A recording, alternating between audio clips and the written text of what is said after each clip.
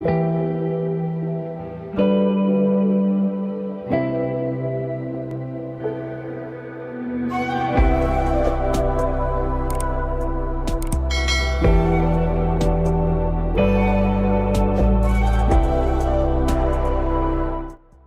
I would like to show you how you can conduct binary logistic regression in SPSS.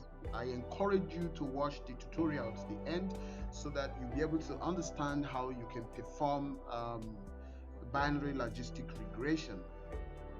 So let us consider a scenario where we want to predict whether a student passes or fails an exam based on the number of hours they spent studying. Okay, so we want to see the effect of number of hours spent studying on the student's ability to pass exam or fail an exam. Okay, so however you want to put up the title, but the most important thing here is that the predictor variable here is a study time or hours studied, while exam results is the binary outcome or the dependent variable.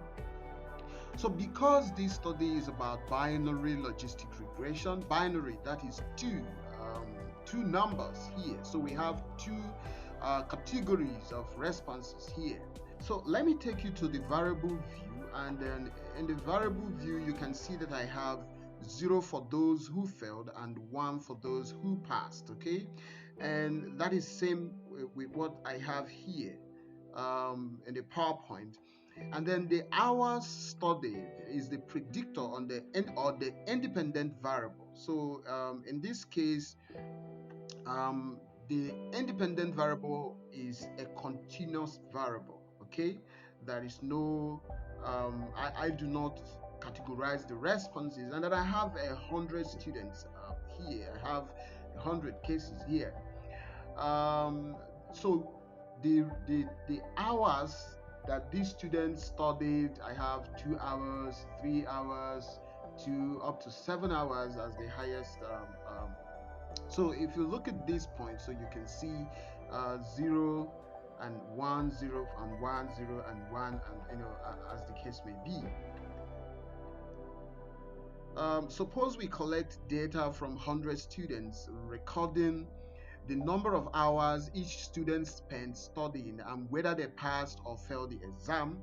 So the logistic regression model for this scenario can be represented as follows, where the pi is the probability of passing the exam, while the coefficients, the coefficient beta 1 and 2 are the coefficient to be estimated. Remember, this beta 1 represents the slope, indicating the change in log odds for 1 unit increase in the number of hours studied.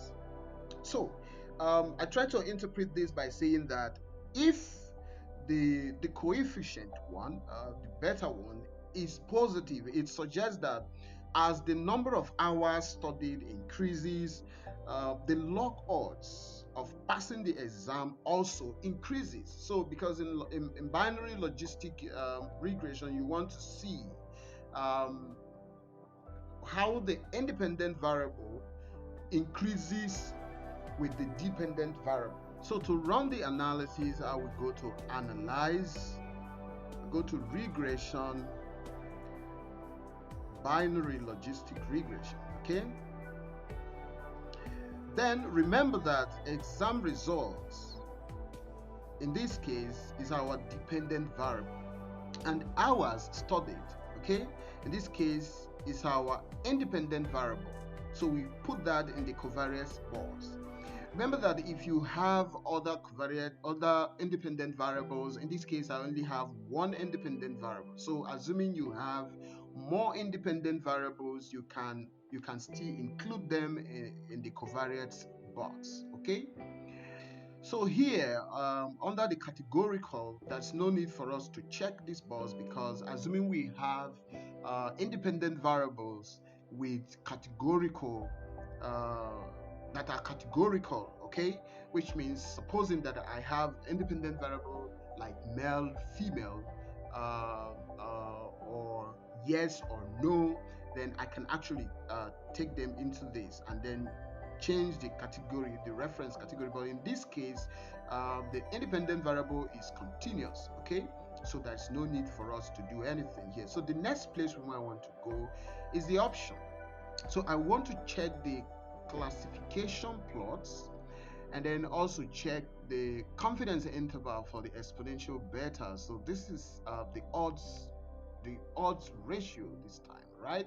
We want to get the confidence interval for the odds ratio or for the exponential beta. Okay, then I will click continue. Another thing I also wanted to look at, would have loved to look at, is the host Malem show goodness of fit, but recent studies have come up to have issues with this. So because of that, I'm going to leave that. You might have to find other videos on meeting the assumptions of logistic regression before you go on to run your regression analysis. You need to first of all be sure that you're meeting the assumptions of regression, like multi-collinearity, common method bias, having normally distributed data, and so on and so forth. Okay, so having checked this, the next thing to do is to produce the result. So this is the result that I've got right now, and you can see this is the case processing. Okay, so and I have 100 respondents here, and missing cases, I do not have any missing data in this case, right? And I also do not have any unselected cases in this particular data set. So that's exactly what this case processing is trying to explain to us.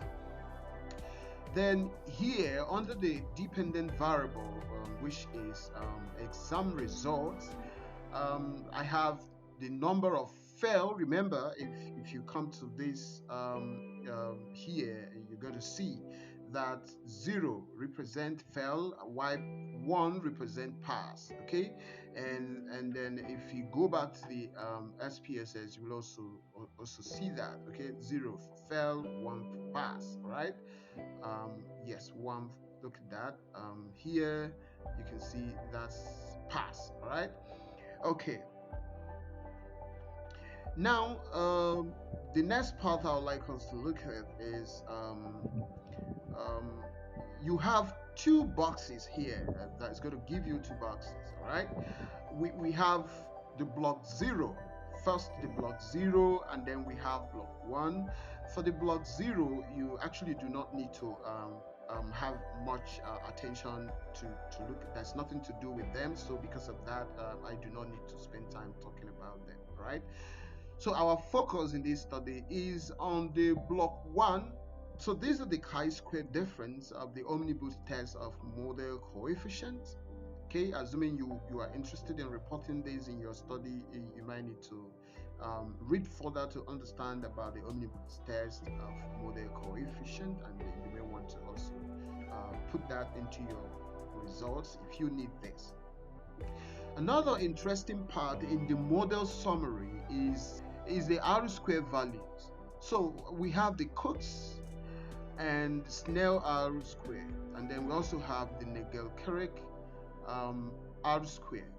In recent studies, evidence shows that the Nagel-Kerek R-square appears to be the most used, mostly adopted by scholars. The analysis totally explained 0.139, okay, in the entire analysis. So this means that if I multiply this by 100, that will give me 13.9% total variance explained in the analysis. That is what this particular one means. Now, another important place that I would like to carefully explain is the classification table.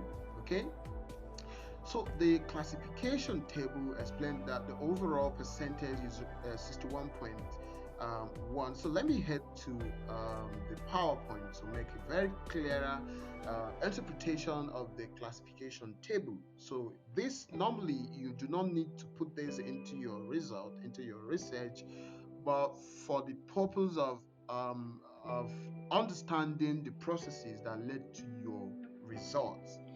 You need to understand this, at least a little, okay? Because in research, it's not about what you are able to produce. It's not about the result that you've produced. The important thing in research is your your ability to understand the processes that led to the results that you are presenting. So that's quite important. All right.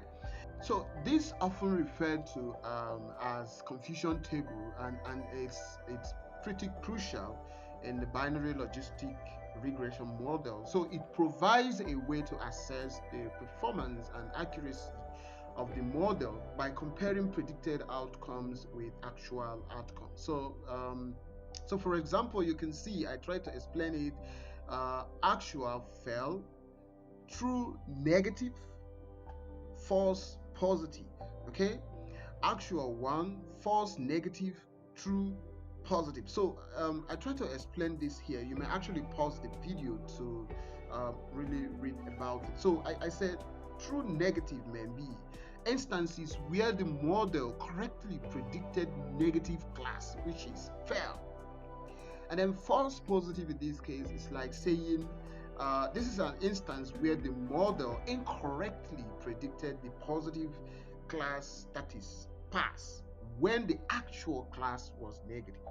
Okay, and then the false negative is like saying instances where the model incorrectly predicted the negative class, that is fail, when the actual class was positive. And then lastly, true positive, where instances where the model correctly predicted the positive class and then pass. So you may want to pause and then look at that, read it carefully with my interpretation in the SPSS. Before we can interpret this result here, we need to first of all look at the predicted probabilities. Okay. And we are interested in looking at this particular point here, and then where it says predicted probability is of membership for pass. Okay, so so that means that will guide us in interpreting this particular result right here. Assuming that this is predicted probability is for membership for fail, then we may want to focus more on the failed category. So, but in this case, there are a few things I would like to draw your attention to here. We are interested in looking at the sig values, the significant result here, which is 0.003. So this shows that this is statistically significant.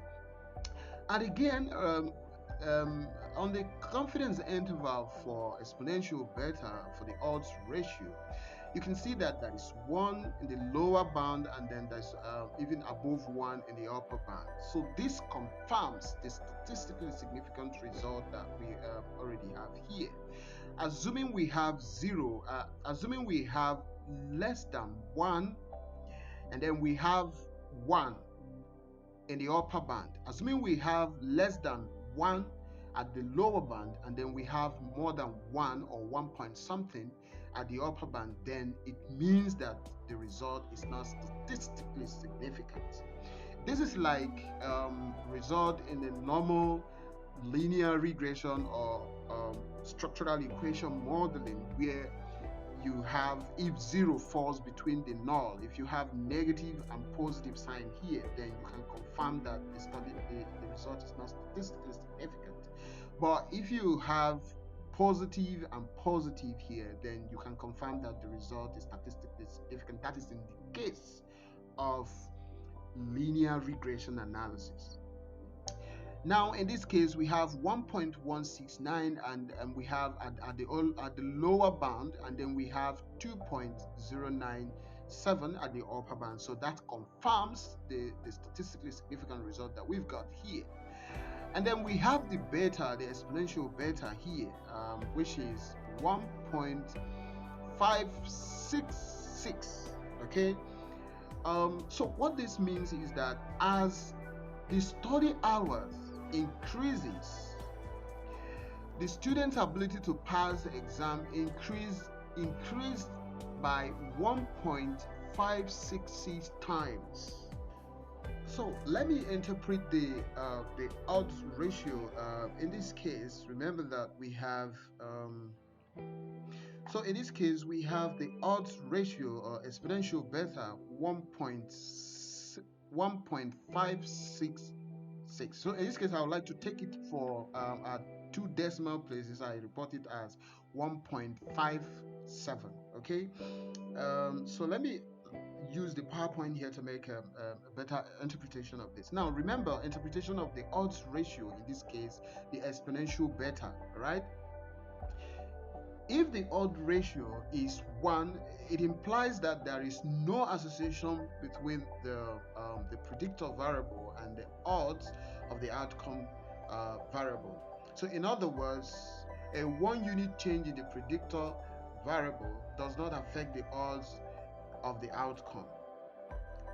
Now, if the odds ratio is greater than 1, which is 1 point something, 1.12 whatever, okay, in this case 1.57, right? So it means that a value greater than 1 indicates that an increase in the predictor variable is associated with higher odds of the outcome occurring. So for example, in this case, if the odds ratio for 2 hours studied is 2, it suggests that for each additional hour studied, the odds of passing the exam are twice as high. Okay, now for the odds ratio lower than 1 implies that an increase in the predictor variable, in this case study time, is associated with lower odds of the outcome occurring. In this case, the odds of the outcome decrease with the increase in the predictor variable. So let me show you what that really means here. It means that assuming that the exponential beta, the odds ratio value here, which is 1.57, assuming this value is less than 1, okay, it means that as the